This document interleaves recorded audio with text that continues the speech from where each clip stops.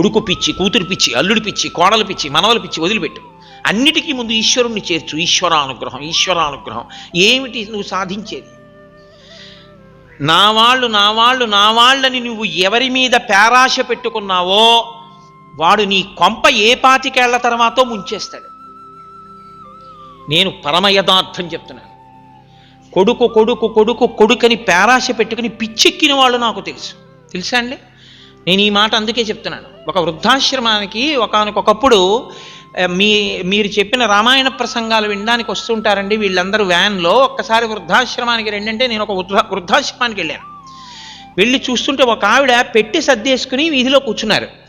నేను ఆ వృద్ధులందరినీ పలకరిస్తూ అలా వచ్చేటప్పటికి ఆవిడ అన్నారు, నేనేం ఆవిడని అడగలేదు. ఆవిడ అన్నారు, అయ్యా నన్ను తీసుకెళ్ళిపోవడానికి మా అబ్బాయి వస్తున్నాడు ఇవాళ, అందుకని నేను ఇంటికి వెళ్ళిపోతున్నానండి, నేను పెట్టి సర్దుకున్నానారా. అమ్మ చాలా సంతోషం అమ్మా, ఇన్నాళ్ళు ఇక్కడ ఉన్నారు, మీ అబ్బాయి తీసుకెళ్ళిపోతున్నాడు, అసలు ఇక్కడ ఇన్నాళ్ళు ఎందుకు ఉంచాడు, చాలా సంతోషం తల్లి అని నేను ముందుకు వెళ్ళిపోయాను. ఆ వృద్ధాశ్రమ నిర్వాహకురాలు నాకు ఒక విషయం చెప్పారు.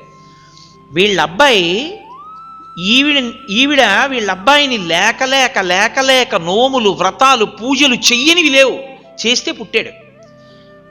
ఆవిడ భర్త మరణించిన తర్వాత, అంటే ఆ కొడుకు తండ్రి మరణించిన తర్వాత కొన్నేళ్లు పోయాక ఈవిడ ఆయనకి బరువైపోయి ఈవిడ్ని గుడికి తీసుకెళ్తున్నానని చెప్పి మాకు డబ్బు కట్టేసి చెప్పొద్దని, ఈవిడెప్పుడు గుమ్మం దిగింది కాదు, ఎక్కడికి వెళ్ళింది కాదు.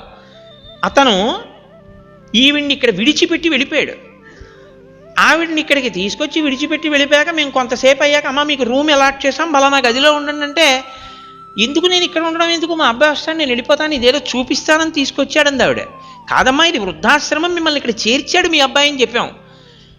కొన్ని గంటల తర్వాత ఆవిడికి పిచ్చెక్కిపోయింది ఆ కొడుకు కోసం. పిచ్చెక్కిపోయి ఆవిడ అస్తమానం అన్నం పెట్టగానే అన్నం తినేసి, మా అబ్బాయి వస్తాడండి నేను వెళ్ళిపోతానని పెట్టి సర్దుకుని వీధిలో కూర్చుంటారు.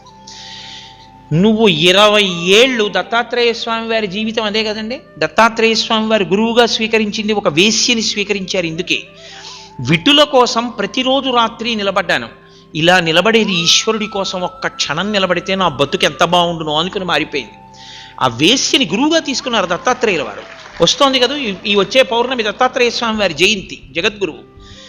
నువ్వు నా వాళ్ళు వీళ్ళు నన్ను ఉద్ధరిస్తారని నువ్వు 25 ఏళ్ళు వాళ్ళ మీద పెట్టుకున్న ఆశలు ఒక్క క్షణంలో పటాపంచలు చేసి, నువ్వెంత నీ బతుకెంత అని నిన్ను నిలదీసి వాళ్ళు తాము చేసుకున్న నిర్ణయానికి కట్టుబడి వాళ్ళు వెళ్ళిపోతారు.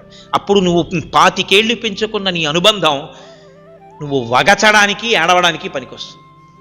కాబట్టి ఈశ్వరుని యందు మనసు పెట్టు.